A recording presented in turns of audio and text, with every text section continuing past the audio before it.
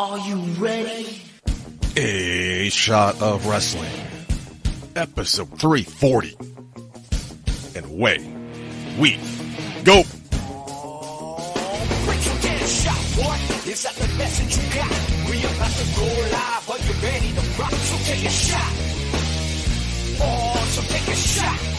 Oh, yeah. I'm a street breaker. I'm a heartbreaker. This is my dawn. I'm a Ramon Razor. Ric Flair, nature boy. About to seek and destroy. It's an SOW. Let me hear you make noise. Take a shot, boy. Is that the message you got? We about to go live. Are you ready to rock? So take a shot.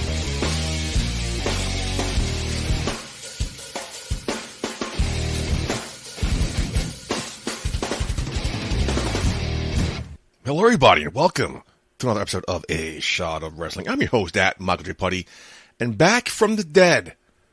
A disease I thought was gone of the way of polio. Man, I can actually say I met a Coxsackie disease survivor, Mr. Marcus Davenport Schwann III. What's going on, buddy? How you feeling? Congratulations. So just like how AJ Hawk on Pat McAfee show, they introduced him as a COVID survivor. Is that going to be my title now? I'm a Coxsackie survivor? You're a cock survivor, yes. Oh, man, dude. I can't believe how long I was quarantined for. 13 days. That's nuts. That's absolutely insane. Wild. Like in the beginning, when I hit you up, right? I remember I thought I had COVID. Mm-hmm. Like, I was dead certain I'd go because, like, I had the fever. I was knocked on my ass, like, the whole day. I'm not one to nap. I napped the whole fucking day. Took a test, took 2 tests, tested negative. I was like, all right, well, maybe it's because, like, it's the first day. The next day came, and, dude, I had the blistering rash on my hands, my feet, my face. That's when because my daughter had it a few weeks before. Blisters? Yeah, and like I knew, I was like, "Fuck!" So you didn't have Coxsackie. You knew she had it. Yeah. Okay. Did you not think you can get it? So they told me that like it's very rare for adults to get it. Yeah. When they get it, it is bad. But like, yeah, it was very rare. So I was thinking, all right, so I might be fine. And like, what am I going to do? Not take care of my daughter? Like, I got to do what I got to do. I made sure to wash my hands like religiously and whatnot. But yeah, dude, fuck, it hit me bad. And apparently, a few other dads at this daycare got it too, and not your wife. Not my wife, thank God. Knock on wood. Hopefully, she doesn't get it. So a couple of coworkers were talking about their kids and they got sick or something, and diseases were passing through their house. I'm like, Get this, a friend of mine has suffered Coxsackie disease. A disease I've heard of, but once again, to my acknowledgement, I thought it was an old medieval disease. And then I tell them, yeah, apparently it's going around. All the dads have it. Really? No, that's what you said. You told me all the like. Oh, I thought your friends were saying okay. You told me all the dads in the daycare have it. Yeah, they asked me a good question. What the fuck are you guys doing? Like, why do all the dads have it? What are you guys hanging out in a hot tub or something? I don't know a single dad over there. I don't hang out with anyone from the daycare. Like, I have no idea. And you tell me you have COVID. So when we go on air, I'm talking, Mark's not here because he has COVID. But the great AJ Pan says, oh, no, he has some sort of cock disease. I'm like, you should have told me that beforehand. So now you make me look stupid. Right? I'm your best friend, and AJ's your sworn enemy, but you told him it's fine. Well, no, AJ, he books BCW. And obviously him and we have to interact because of my role at BCW. And I think I hit him up like as soon as I figured out what was going on with myself. I was like, dude, I just gotta let you know I have Coxsackie. That's how I let him know. Is that nuts? That's fucking nuts, dude. I cannot believe I got this fucking thing. A phrase. So to any new parents out there or parents that are starting to bring their kids to daycare. Coxsackie is a thing. It's hand, foot, and mouth disease, and you can get it. And it's a bitch when you do. Is there any reason why your wife did not get it? Did she do anything different? Were you more interactive with the baby? What did you know? Did they say anything how she avoided this? I was at that point more interactive with the baby because of the fact that like my wife had soccer duties along with her cocksucker teacher. Cocksucker duties, right? You were trying to force that one. Sometimes they don't all work. They're not all home runs.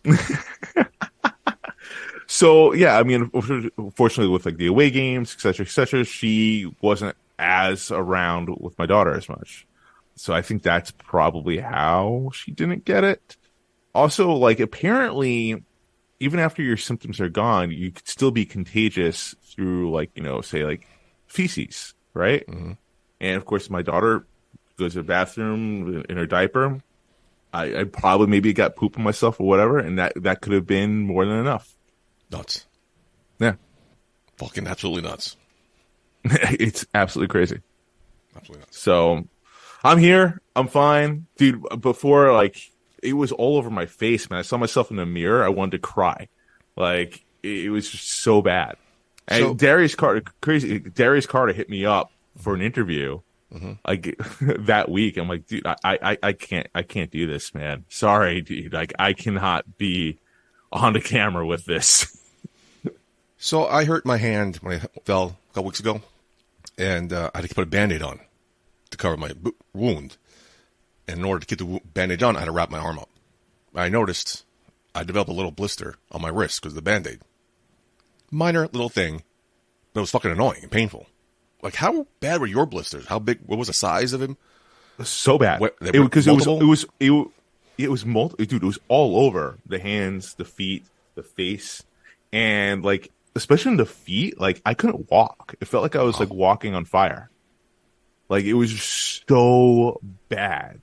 It was a blistering rash, like literally all over those areas. It wasn't chickenpox. My mom thought it was chickenpox. I said, like, no, because that would be all over my body. That's not the case here. So, treat with medication, or just let it pass. There's nothing you can do for it. Jesus. Yeah, there's nothing you can do for it. It was horrible, man. But I'm glad to be back here with you. I'm glad that we're going to be talking about some wrestling here that occurred over the week, and let's get right into it, man. What do you got for me? Yeah, Mark, you've been out of action for a while, so let me take the reins this week. Let me tell you what was trending. Scott D'Amore, at Scott D'Amore, the company that a generation grew up watching is back. Get on board for a wild ride or get out of our way, because if you stand in our way, we'll fucking run you over. Hashtag TNA is back. Johnny Bravo at Johnny Bravo first. In a world of professional wrestling where surprises are spoiled and everything is leaked, it's kind of nice to be able to shock people. Y'all didn't see that coming. Yeah, I did not see that coming. At the end of Bound for Glory, they announced Impact will be no more. They're resorting back to TNA. I mean, apparently TNA, the Impact officials are loving how this went over, loving the reaction from the fans. How much of a impact is this rebranding going to be? And any chance this will change what the current product of Impact is? So first off, I mean, it's already having a significant impact. I think a lot of people are really excited about it, from the fans to the talent. You've seen a lot about this. I've seen a lot of action and play about this on Twitter or X, whatever the fuck you want to call it. So yeah, if anything, like, it's kind of like, when a team, like a football team, they change jerseys or they change logos, right? Like, it's not, to an outsider, it may not be a big deal, right? Or it just makes you like, oh, that's a nice little tweak, whatever. But mentally, it's like, it's a refresh, for the coaches, for the players, and the same case with the wrestlers here. I think that's what it is. I think the fact that it's a rebrand, it's a reboot, and they're all hyped about it. So yeah, everybody. Of course you're gonna have that there. Now, what will it actually do? I don't know. Like, as far as like the product itself, like the wrestlers have been solid, right? Like everyone, especially, like, we always talk about it. Nonstop, we've talked about it. And since we've talked about it, the roster has changed, but it still holds true. The Knockouts division is the best women's roster in all of wrestling. Period. So what exactly is going to change here? I don't know. I think the biggest way for them to have an impact, a true impact, is for them to have a different cable provider, hands down. To have a larger audience. I think the TNA is going to be a morale boost. I don't know how long that will last, but as far as bringing more eyes to the product or anything like that, it's not necessarily going to work until they get into a bigger platform. What do you think? No, I totally agree. As somebody who's gotten into Impact as Impact, somebody who always, whenever I could get a chance, would watch TNA because I never knew when it was on. TNA did some great stuff, but mainstream media always shat on it. It wasn't doing that great, or it was mismanaged, etc. There's so many negatives towards the TNA brand, and so they decided to rebrand themselves as Impact, which was the name of their show. For those of you who do not know, Impact was their Raw. Impact was their Dynamite. It was TNA Impact. They decided to rebrand themselves with a double entendre of TNA. A little backstory for those of you who do not know for some reason. Okay, that made sense. All right. You want to take yourself more seriously or as a contender? But then I got into Impact when it was Impact, knowing the history of TNA. Then a couple of years ago, Moose brought back the TNA Championship. And yes, I remember that. They started to go back into the history of TNA and looking at the division of TNA and Impact. So, yeah, it just seems like it's going to be a different attitude. A different, I don't know what the word I'm looking for is, but it's a different chip on their shoulder. It's a different confidence being the brand of TNA, because I think they wanted to be TNA. Everyone on that roster was a TNA fan. Everyone publicly said that. Nobody grew up being an Impact fan. Again, I think it was just an attitude, the way they just transcended the business, because they never tried to be a competitor with WWE. AEW is trying to compete with WWE. For them too. They never even tried to, except for those, when they tried to go head-to-head on Raw for a couple months, thanks to Hulk Hogan. Oh, yeah, that was a Hulk Hogan, Eric Bischoff move. And that was a huge bumble. Yeah. So they never tried to compete as a competitor. They were always branded themselves as an alternative, the alternate. And TNA was that, man. And I think going back to that is awesome. Somebody said it's going backward, taking a step back because you're going back to what you were instead of evolving. And I see that point of view. But just TNA, Scott D'Amore said in the ring, if you haven't seen that promo, everywhere they go, people still call it TNA. Other countries out of the world, when they do world tours, don't know the double entendre of tits and ass. So they don't know why they changed it in the first place. That's the thing, though. What I wonder about with, because we live in the day of social media, right? Yeah. So, with hashtags on Instagram, that's a big deal. If TNA is also sort of associated with tits and ass, that could be a banned hashtag. You know what I mean? So I do wonder how you're saying, but play all outside the United States, tits and ass is not a phrase, so they don't know what that means. And also, I have not even heard the term TNA. I have not even heard the word tits and ass for years. So I think that is kind of passé. Again, evolving times, that's not an appropriate thing to say. So when people think of TNA, they think of total nonstop action now. I think that's not, the double entendre is gone. So I think they're safe. I mean, obviously, hopefully, they have bright minds to figure that one out so that, they're not putting up these hashtags and no one's going to see it. So, good for them. I'm pumped to see where this goes because, hell, I mean, the wrestlers are excited about it. They're amped. The Impact fans or the TNA fans, they're amped. So that means these next few shows, it's going to be hot. It's going to be energetic, and I'm stoked for it. Quick question. What else you got, buddy? Just one quick question, because I wanted to talk to you specifically since you're Mr. Branding and Marketing guy. How hard is it to rebrand oneself? You have to do it right. It's not easy per se. You have to. There's got to be a plan in place, a lot of strategy, a lot of talks, a lot of conversations. It's not just something that happens overnight. This had to be in conversation for at least a year. Yeah, at least something of this magnitude. I would say for it to get right. I would say 6 months to a year. This is probably where the planning, the initial talk about it took place, and for them to start strategizing, all right, how are we going to do this? What's the date? Are we going to do this? What is this going to look like? Blah blah blah, etc. etc. It's not a 1, 2, 3 thing. So far, it seems like it's been a great idea. So looking forward to what happens in 2024 for TNA. Never thought I'd say that. But moving on, WrestleOps at WrestleOps quotes WON. Tony Khan wanted Ric Flair to be part of the Sting retirement storyline, and he's supposed to be on the show as part of this through to March 2024. I believe part of this is also the AEW will promote Ric Flair's Woo energy drink. I love how wrestling brings us together, but it also it's divides us. Everything is so divisible these days. Everyone always has to take one side over the other. And I was diving deep into Twitter, and here's two tweets I just wanted to quote because it just shows you how divisive and narrow-minded people can be. I love that you're putting into work, man. I usually just do one tweet. You do multiple tweets. Good for you. IVP Videos at IVP Videos. I legit don't get the Ric Flair thing. A one-night deal to pop the crowd is one thing. A 5-month run will only end in diminishing returns and sadness. If he's with Sting on a weekly basis, this is a huge misfire. Okay, point taken. Then you see Justin Hollis at the Jaybird 904. All the haters are going to hate that Ric Flair is appearing in AEW. They'll tweet the old guys are taking the spotlight away. Get over it, brah.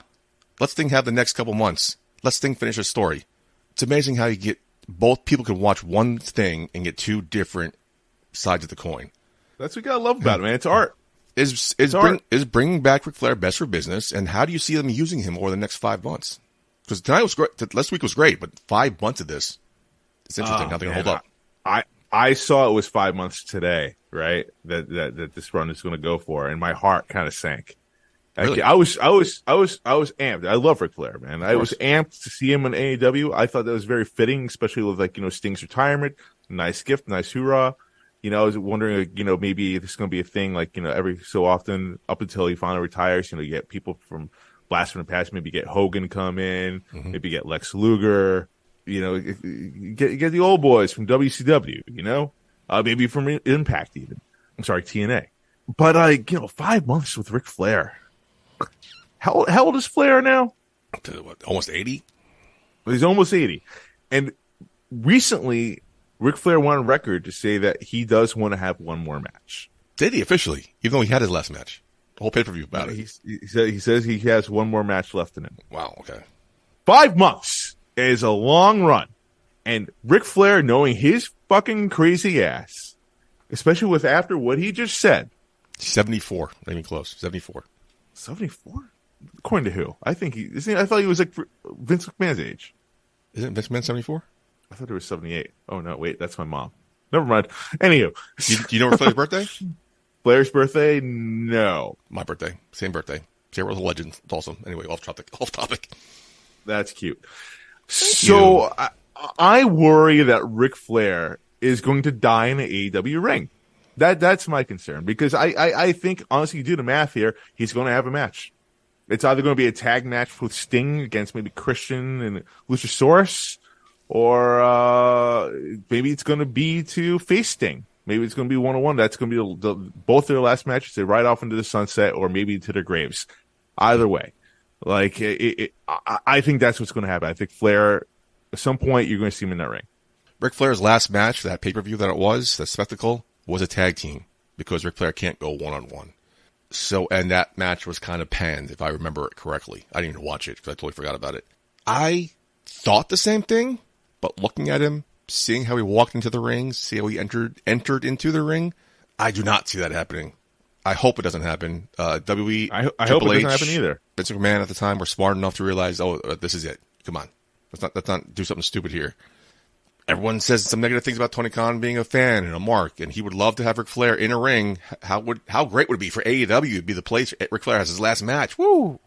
It's just you got to smarten up here and realize even in a tag team or in a triple threat. You know what's fucked up? A six-man. Sorry to cut you off. The fucked up part about this is though, say it does happen, people are going to watch. Absolutely. A lot of people are going to watch. Everyone's going to watch. Yeah. My brother is a huge Ric Flair fan. He hasn't watched wrestling in forever. He would watch.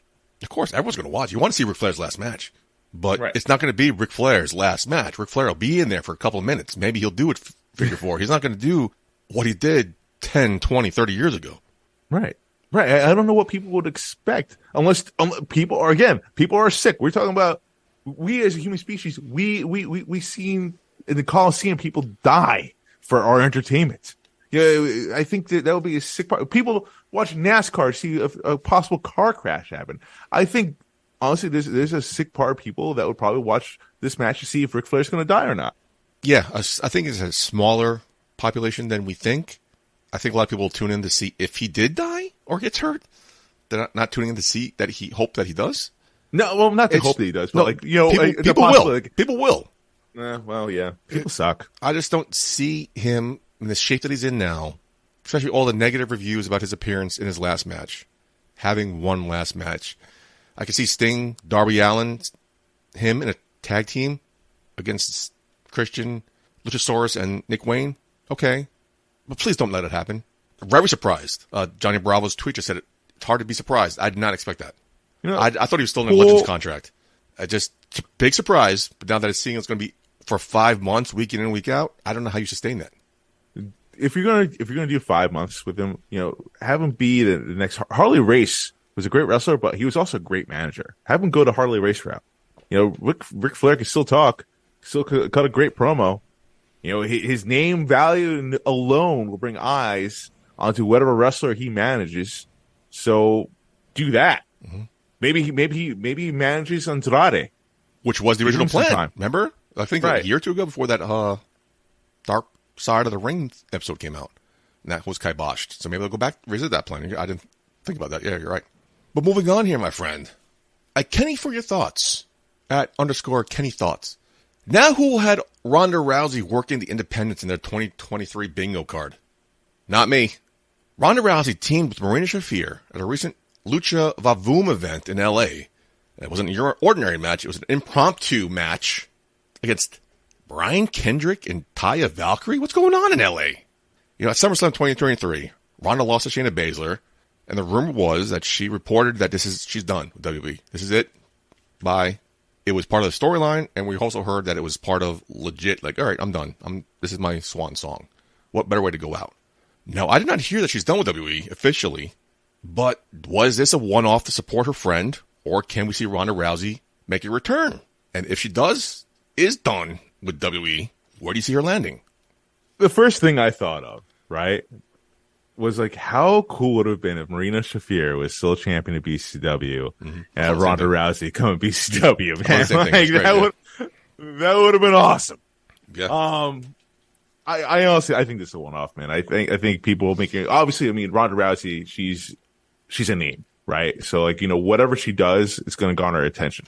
And Ronda Rousey's also very loyal to her friends. Marina Shafir, they're best friends, man. That's not a work. It's real life. Just from talking to Marina Shafir on here, on Shot Wrestling, and off the air, like I know how close they are. I think this is more like a favor, more like, hey man, I'm free, let me support you, type of deal, as opposed to her, looking to stay in the mix of things. I think she's done.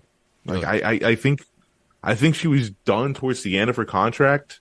I think, she did it to see if she could do it because she loved it. But then, again, I don't necessarily know for sure. I'm not speaking for anyone, but it kind of seems like she kind of fell out of love with it the moment she learned more about it. If that makes sense. It does. I can see what you're saying. I'm picking up what you're putting down. So I think, honestly, I don't see her going to AEW. I don't see her going to TNA. I don't see her going back to WWE. She's not going back to the MMA. I think she's done. I think she wants to be a mom. There's also plenty of other things she can do with her brand. Like she's also done acting roles as well. There's so many different things. Like, we're not going to cry poor for Ronda Rousey. She's going to be fine. She's going to live her best life. She's done a lot of cool things. She's fine. I don't believe anybody's crying poor for her. It was just, I think she signed a 3-year contract with WWE. 1 year was out because she had a baby and got pregnant. Usually they freeze contracts when you're out for certain things. So I never heard of her being done officially. I'd never heard of her contract being up. So I was kind of taken a surprise by this. I thought the contract was up. I didn't hear officially that it was. That's why I'm confused. I'm like, all right, what's going on here? Is this her? I'm pretty sure it's trying to test the water. I'm not saying it's not. I don't know I have no clue what's going on here. And I think numerous times you talked about it. I'm loving the fact that I don't know what's going on.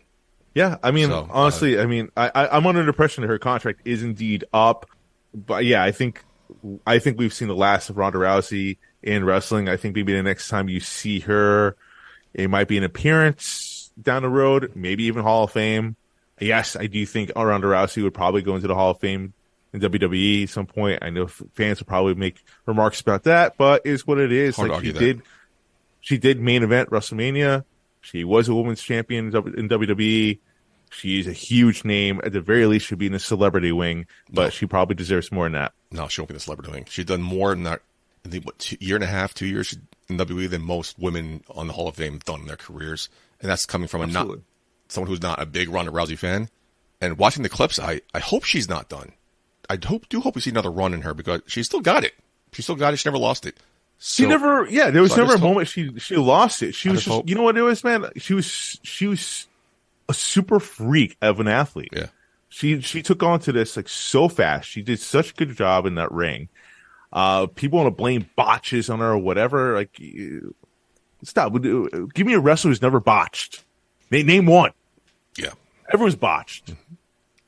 But, there's this nuclear heat for Ronda Rousey. Oh, she can't talk, et cetera, et cetera. No, listen. Hey, if you followed her in UFC, she could talk. She could talk a lot. Even a YouTube show, she could talk.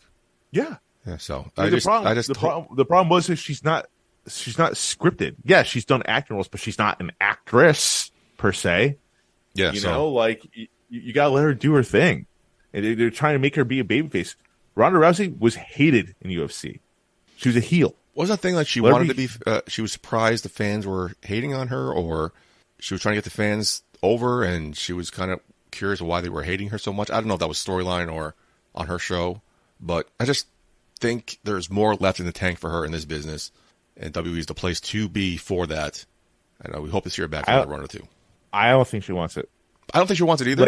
I don't think she wants it right now, but if she does, I hope she does come back for another run, like she did this past year. I think honestly, man, like Ronda Rousey, do you, girl, do your thing. You want to come into wrestling? I'm sure the door is always open, but the world is your oyster. There's plenty of things for her to do, for her, for a brand. Hey, keep it in mind. Also, again, she's a mom, so maybe she wants to spend more time with her kid. Maybe she wants to have another. So I think the baby's under 2, almost 2, or if not under 2. Just be careful of that Coxsackie disease. It's not dead. It's around. Yeah, Ronda, be careful of Coxsackie. It's a bitch. It's time for this week's TV Takedown. All right, Mark, let's move on to some television this week. Start with Raw. Seth at Future Free Sky. I can't take this match or the Money in the Bank serious if he's going to do this hurt but superhero stuff. It just makes Priest look weak. Yeah, Judgment Day destroyed Cody Rhodes' ankle with a steel chair against the steel steps. Had to be taken to the back, couldn't walk on it, couldn't put any pressure on it. At the end of the show, he comes out to make the save, barely putting any weight on his leg, hobbling. Again, we just saw this last year with Brock Lesnar and Cody Rhodes at Crown Jewel when he broke his arm. Now here we are doing another injury angle. Does going with an injury angle make Priest look weak going into Crown Jewel? Did it make Brock Lesnar look weak? Priest is not Brock Lesnar. Right, that's the thing. No matter what, buddy, Damien Priest is not that guy. I hate to say it. I think Cody Rhodes, obviously a superstar stud. This guy's going to be a champion, a world champion, WWE someday. Don't know when. But that's obviously going to be the case before his contract is up. Damien Priest, I know he's a Money in the Bank briefcase holder right now. Yeah. It's like champion, but I was like, no, that's not the word I'm using. He's a Money in the Bank winner, right? So obviously you'd think he's going to be winning a championship soon. I don't think so. I don't think so. I would dare say Cody Rhodes is going to win the championship before Damien Priest. Damien Priest, I don't knock wrestlers, man. I don't. Because I think every single one of them that has the balls to get step foot in a ring, they deserve nothing but praise. They deserve all the flowers in the world. So I don't want to sit here and knock Damien Priest. I just don't think he's that guy. I don't see him as a threat. So you talking about is his injury angle hurting him? No, because we just said, did it hurt Brock Lesnar? Like, no, Damien Priest is not Brock Lesnar. Exactly. And a guy that big, a guy that's supposed to be that big of a badass, he should be in that level, especially someone that's holding the Money in the Bank briefcase. So from your past statement, do you think he will successfully cash in, or would he be the minority and cash in and fail here? Cash and fail. We just had it last year. I think year. It's going to be cash and fail. We just had it last year with Austin Theory. Think of another cash in and fail 2 years in a row. Yeah. Who's he going to beat? He was your one to watch a year or two ago. So he's not lived up to your potential? Not mine. Yes, 2 years ago. He was mine. Yes, he was. When he was not in mine. NXT. I'm pretty sure it's yours. All right, I'll go back to the tape. I'll bring it back to you next week. Go back to okay. Anyway, it doesn't matter. But all right, so let's look at NXT. His run from NXT to now. NXT, yeah, he was a force to be reckoned with. But like here in the main roster, he's a lackey. He really hasn't shown much. Like it's not on him. Like I would blame creative more than anything on this. Like Bill has got to be a stud. Like not for nothing. He's kind of got that Batista role from like when Batista was part of Evolution, right? And Batista, when he got that spot when he won the Rumble to earn a World Heavyweight Championship opportunity, he was ready to go. Damien Priest is not there yet. Yeah, he's the enforcer. He's got the enforcer role, but build him as a badass. Build it up. Make more interested. Is anyone interested in Damien Priest? Does anyone think he's going to beat Cody Rhodes? That we do with his injured ankle. Maybe, but Cody Rhodes came and made the save. He's Superman. Yeah, I just feel like we dream, baby. He's Captain America. We just had this last year, dude, and now we're doing it. I feel like we're just repeating the same thing again. And he went into the Brock Lesnar match injured and lost. Although he passed out, didn't lose. He passed out. So I'm just curious to see how this plays off. I just don't know why they're doing it again. Damian Priest is being built pretty nicely. People backstage like him. He had that great match with Bad Bunny. He's doing a good job in the ring. It's just, something's missing here. Yeah, and a match against Cody Rhodes, him beating Cody Rhodes would be fucking awesome. But now you're beating him at injured, hobbled Cody Rhodes. Beating him clean would be awesome. Yeah, but does this count as beating him clean if he's coming in with a busted ankle? Right, but I don't. All right, so Cody's going to come with a busted ankle. If Damien Priest wins, I guarantee you it's going to be by the help of Judgment Day. And a guy, again, in that enforcer role, especially when, if he's supposed to be the next guy to win a championship, a world championship, he's got to do it on his own. He's got to be built strong. He's got to be built like a badass. Someone with a stature or someone it's supposed to be played as a weasel. Yeah, get all the help you need, right? Mm-hmm. Like the Miz, for example, is a weasel type of champion. People are like, oh, fuck. God, I hate him. But Damien Priest is not that dude. He's a badass brute. Let him be a badass brute. They're just not. They also made an announcement this year that Money in the Bank, you can cash in on any championship. Mm-hmm. We would possibly see him cashing in on a US or an IC title. Maybe he doesn't go for the championship. And I think that's just weak, honestly. That doesn't do anything for Damien Priest, really. Okay. It doesn't. How much does that do for him? Gives him a championship, gives him straps. What do you do with the strap, though? That's the thing. We'll see what happens next year. But, I don't think the injury angle itself hurts Damien Priest. I think everything itself has been hurting Damien Priest. Well, okay. Moving on to NXT, the debut of Lexis King. Vince McMahon's thoughts at Vince McMahon Man. This kid hasn't even debuted on NXT TV yet, and is already a bigger star than he's ever been, pal. Hashtag Lexis King. Were you impressed by the debut of Lexis King, and what do you think about them not using the Pillman name, going this route? Hate it. Okay, explain. Hate it. I think he walks a fine line of being the next Curtis Axel. We all knew Curtis Axel was Mr. Perfect's son. Mm-hmm. We also got a similar type of explanation as far as why he went with Curtis Axel, right? Yes. And, it wasn't even Curtis Axel at that point. It was Michael McGillicuddy. That's the difference here. Yeah. And he kind of floundered, man. I mean, he had talent. He had great look, too. But, we all knew. Everyone made a point, too. Hey, that's Mr. Perfect's son. That's Mr. Perfect's son. Hey, did you know he's Mr. Perfect's son? He's Mr. Perfect's son. Do something with it. It hurt him more than anything else. And I fear that might be the same with Lexis King. We all know is Brian Pillman Jr. because he was in AEW with that name. And he looks so much like his dad. It's scary looking. Great head of hair, by the way. Great head of hair. Right. I mean, he moves like his dad, talks like his dad. It looks like, it's scary. So you can't hide it. You can't hide it. So yeah, I think it's going to hurt him more than anything. Honestly, I wasn't blown away. I wasn't blown away by his debut.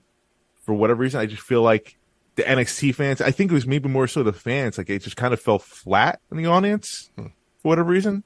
I mean, the dude can go. Yeah. He can go. I just feel like there wasn't enough in that match for him to be like, yeah, this is the guy. I think we're all just like so hung up on the name of Lexis King. Even in the commentary, they're making a big deal about that. Booker T tried his best to make this sound like a big deal. But yeah, I don't necessarily know if it hit that home run that like people expect it to. What do you think? I did not have a problem with the debut. I thought he did well. I thought the match was good. He was fine. I thought there was nothing bad. His opponent, Chen, got more offense than I thought he would. It wasn't a really quote-unquote squash match. It was somewhat competitive.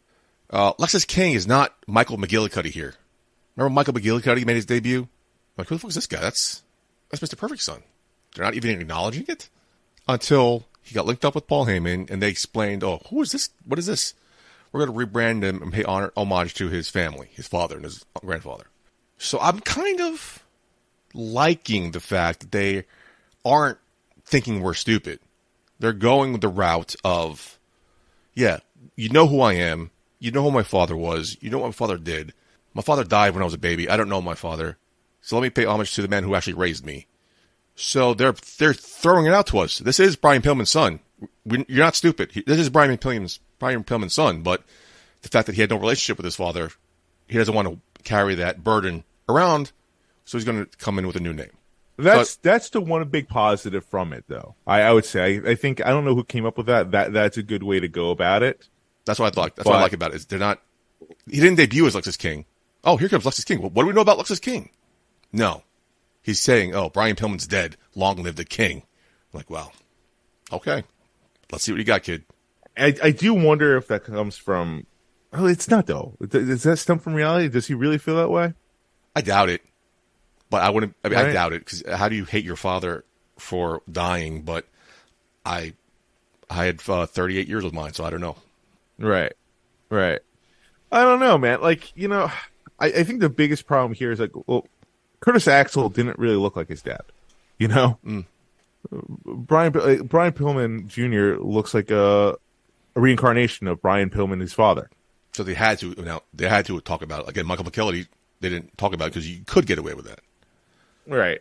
But Brian Pillman Jr. had to, especially like you just said with the AEW storylines. I just wonder, like, because, like, again, like, he also moves like his dad, so maybe that was part of it, too, for me. Like, I was kind of just distracted by, like, oh, my God, it looks so much like his dad. Mm-hmm. Like, this is his dad. Like, I feel like I'm watching Brian Pillman again.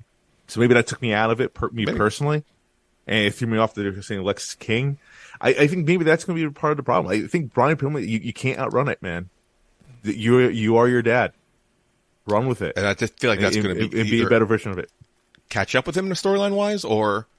the fact they're going to keep hammering it home that he wasn't my father, he did not raise me. I'm paving my own legacy, and I'm more intrigued about Lexis King than I was about Brian Pillman Jr. at AEW. So, I'm curious what the future holds. He had an impressive debut. Let's see where they go with him next. What storylines do they fit in?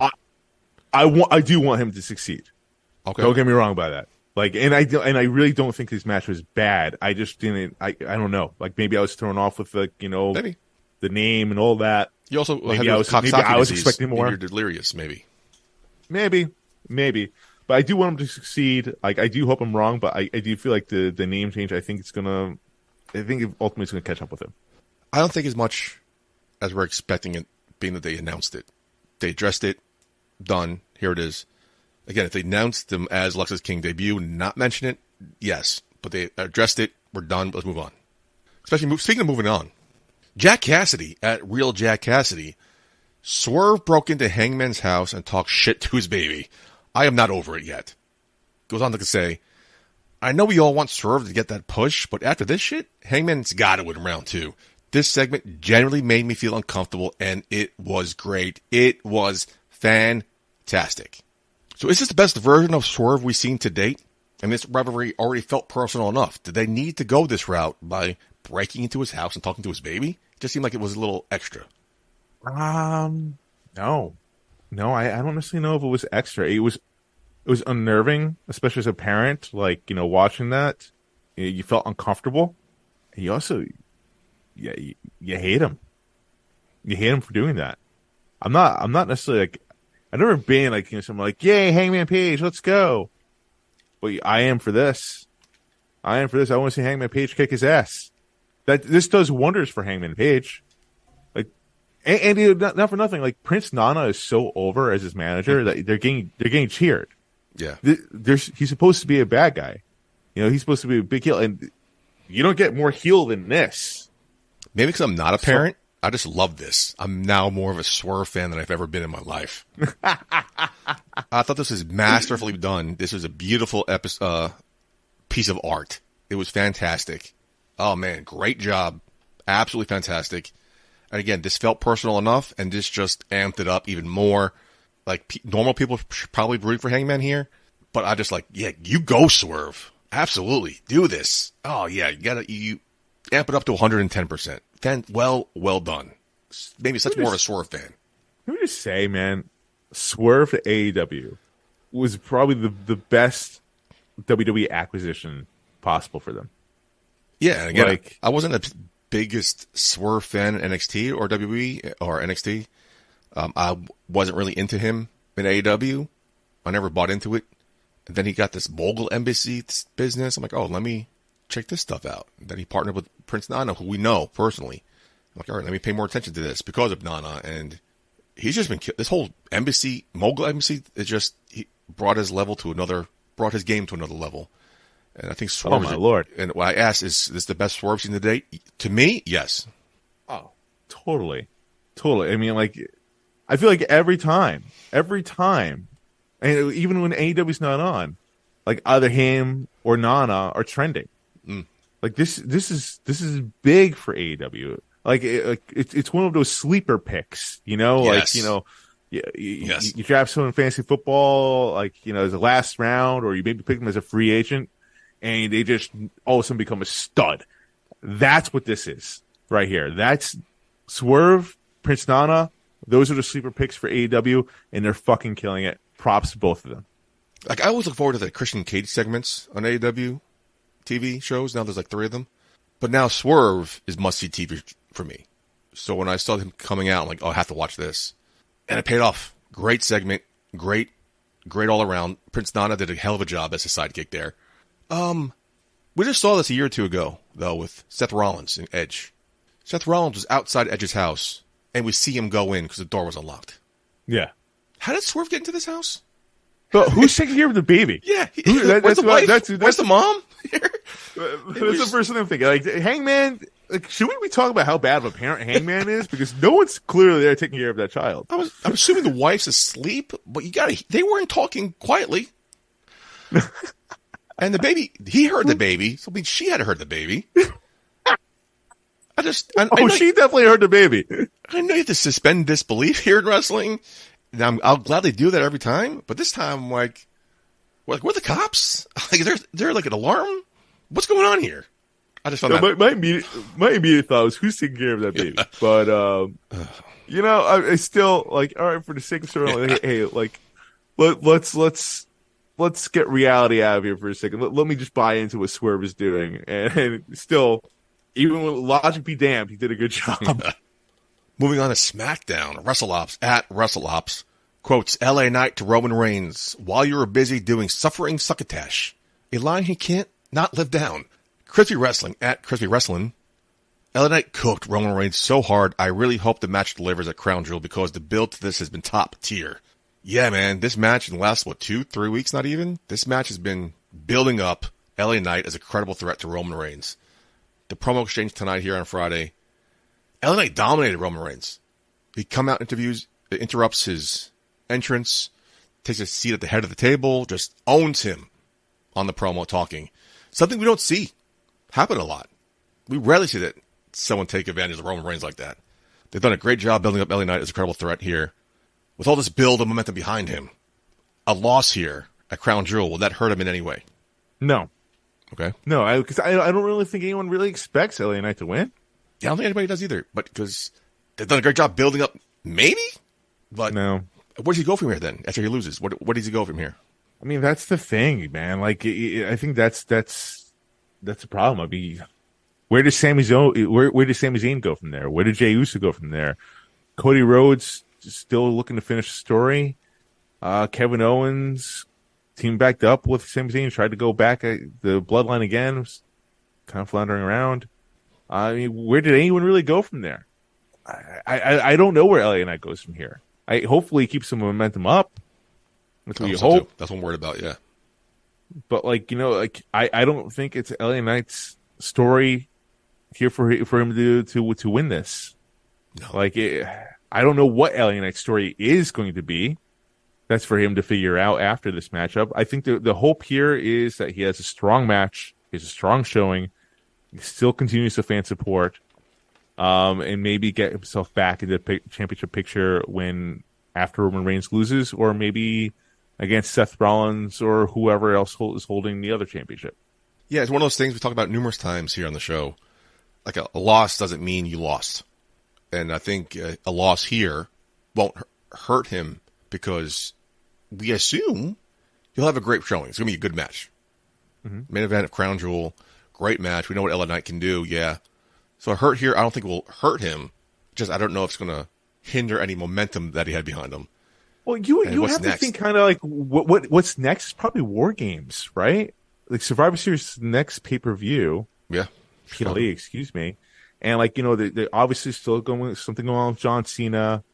I don't necessarily know. SAG Strike is coming to an end soon. When is Survivor Series? A couple weeks, end of November. End of November. I think it's the weekend after Thanksgiving. SAG Strike will be over. So maybe John Cena. You breaking news here on the show? Are you breaking news here? It's going well. Okay, good. It is going well. The negotiations. By the time the show airs, hopefully there will be some sort of announcement. They're working through the weekend.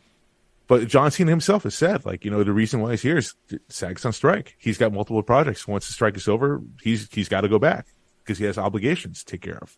Yeah. So, realistically, War Games, John Cena appearance, is not in play, I don't think.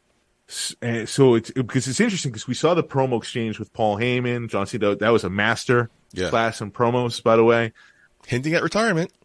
Maybe it's against Solo. Maybe he loses and is like, oh, I'm done. Because you still have this thing. You have the Jey Uso, you have Cody Rhodes. You have all this thing going on with with the Bloodline. Maybe it's Judgment Day and the Bloodline. I don't know. So that's one thing. Does LA Knight somehow go against the Bloodline? The War Games? Does he have a team? Is that the next step? Is War Games been confirmed? I've heard rumors, but I've never heard anything confirmation on it yet. Nothing's necessarily been set in stone confirmed, but it sounds like War Games match is going to happen. I don't know, man. Well, I don't know. I mean, all right, how bad will this hurt for LA Knight? Because Sami Zayn, okay, do you say the loss hurt Sami Zayn? His momentum? No, I don't think so. He's a tag team champion next month, right? The next month he was a tag team champion, right? Yeah. But after that run against the Bloodline, kind of was losing steam a bit. The end of his tag team run, I can see that. Yeah. Now that Kevin Owens kind of the same. He's up and down. Mm-hmm. Cody Rhodes is the only one that didn't really fully hurt because I think we're all expecting him to finish the story at some point. And Jey Uso has been doing pretty well, right? Yeah, he's killing it. Good job. But I think the bar was very low for Jey Uso, though. I think that's the thing. I think he's just still exceeding expectations. LA Knight, the bar is unfortunately very, very high for him. Mm. So it does make you. It's kind of Sami Zayn-like, actually. Sami Zayn was over the moon, right? And then he got his tag team championship. And it was then what? And I do worry if that's going to be the same for LA Knight. That's something he really has to overcome. The thing is, that he has over Sami Zayn. He is a better talker than Sami Zayn. Oh, absolutely. And the best talkers tend to do really well with the fans. Hard not to, yeah. And the rumor is that if Logan Paul does win the United States Championship, he's going to the rumor feud is with KO. I wouldn't mind seeing a feud for the LA Knight, Logan Paul for the title. That'd be a fucking interesting feud. Two of the best talkers going at it, like we saw tonight. That's something maybe down the pipeline for him. We'll see what happens. Right. Plenty of opportunities there for LA Knight. Yeah. All right, buddy. That kind of wrapped things up here on my end. Any go-home thoughts for you? Yeah. So I just recently saw something about John Moxley talking about, a call for change in AEW for concussions. Okay. That, if there's a sign for concussions, that the match should immediately be stopped. Doesn't matter how much time is left, et cetera, et cetera. Stop for the player safety or for the wrestler safety. Smart. I think it's a no-brainer. Why stop at AEW? I think every wrestling promotion, even down to the indies, that should be a thing. Hey, BCW kind of did that too, actually. Vicious Vicky at Queen of the North. She put up the X sign. It was the neck. Concussion. She was concussed. To her credit, was her who stopped it, though, not the BCW officials. It was her stop. No, well, it was ultimately their decision, actually, to not go on with the show. The show was the call. Yeah. I think it was Nick Shin that reffed the match, too. Yeah, I think so. And, yeah. So I think that should be in play in all wrestling promotions, man. So if you're a wrestling promoter, you listen to that, hey, listen to John Moxley, man. Consider that. Wrestler safety, man. It should be paramount. That's your bread and butter. If your wrestlers aren't healthy, you're not making money. So exactly. Yeah. That should be a no-brainer. Look what happened in the NFL. The concussion protocol now. They're not playing with that stuff anymore. No. His name's Tua Tagovailoa last year, but that's a different story. But yeah, it's no joke. Science is coming out. There's studies coming out. Concussions are no fucking joke, dude. You've been a victim of a couple times, right? 6. Yeah. 6 concussions. Jesus. Sucks. Well, not close a few. But yeah, so well said. Hopefully they listen and hopefully people at AEW listen to him because it's scary shit, man. Yeah, that's my goal. I literally just saw that and I was like, oh, you know what? That's a good thing to talk about right now. That's my go home thought because I just saw it. And as someone that suffered a bunch of concussions, strong advocate for it. I'll second that. Good job. Thank you. You missed BCW's Nightmare at the Mecca. One hell of a show. Can you have any insight on what the fuck's going on with your client? Is she still your client? What's going on here? She is still my client. I was supposed to be there, but I pretty much had the plague. Yeah, literally. If you will. Yeah. I mean, there's a lot of weird stuff been going on since Vicky's transformation. Like, I've been seeing visions. I've been, I don't know, zoning out, seeing like darkness and red. I see her, and it just takes me to You there? You okay, buddy? I think you froze. Sorry, wait. What was the question? You okay? Yeah. No, that was weird. Another bout of cocksucky? You okay? No, another fever coming on? No. I just. I don't know. My voice is going on like this. Oh, anywho, so yeah, Vicious Vicky still managing her. I'm pumped. I'm glad she beat All Natural Ashley, just like I thought she would. And on to the next, man. The Vicious Vicky Championship Tour continues. Not answering my question. Do you know what's causing this? What did you piss her off? What's going on? What happened? I had nothing to do with this. Like she hasn't talked to anyone really. Like even Rob, like the cup with him, he doesn't know what's going on either. Nobody knows. It's I thought maybe it was just something for Halloween. I was like, hey, cool, that's awesome. Mm-hmm. But yeah, I mean, ever since this whole thing's been on, like, there's weird stuff been happening with me. I don't know what's going on here. I can't explain it. I have no fucking clue, dude. All right. Interesting. We'll just move on real quick then. How you feeling with your Jets? Jets aren't doing as bad as we thought. What the fuck's going on there? I'm excited for that. Because you know what? Of course you are. Going into the season with Aaron Rodgers, we thought going 3-3 by the bye would be a huge success. Without Aaron Rodgers, we're 3-3 coming out of the bye, and we're looking good right now. The schedule is a lot easier now for us, so a playoff berth could be possible. We shall see. I wouldn't go that far, but yeah, it just seems like your coach saw something the media did not. It's being proven right here. There's something with Zach Wilson. He's not great. He's not good, but he's getting there. He's mid. He's gone from a bust to a scrub. Hey, listen, he's come long ways, man. Yeah, that Kansas City Chiefs game was his coming out party, I think. You guys should have won that game, because fuck the Chiefs. That defense sucks. Don't get me started. The Chiefs defense is actually really good. I am now legit, I can say I'm nervous about that game against you guys now, because that fucking defense is just no fucking joke. You're the reason. Yeah. They're the reason you're 3-3. Unreal. Oh, totally. But I mean, hey, listen, man. Miami's their offense is greatest show on grass, right? Is what they're calling it. Greatest show on surf. Greatest show on surf. I haven't heard that one. I thought I heard grass, but surf makes sense too. Unless the referees are in your pocket and call 9 penalties against you and none blatant against the Philadelphia Eagles, which is, again, over a week's old news story now, so I'm still holding on to it. But we should have won that fucking game, too. But thanks, refs. Good job, refs. Anyway, I can go on now because now you got me fucking started. So let's end this now. Where can people find you on social medias?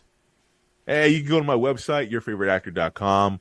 All my stuff is on there. You can also find Shot of Wrestling episodes on there as well. My interviews. I'm going to have a couple of cool interviews coming up in the next couple of weeks. Stay tuned for that.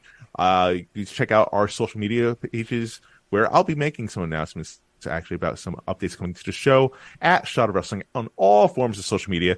We also have a YouTube page. Did you know that? Yes. Well, we do. You could watch the video version of us. I was talking to the audience. Oh, I thought you were talking to me. You're looking right at me.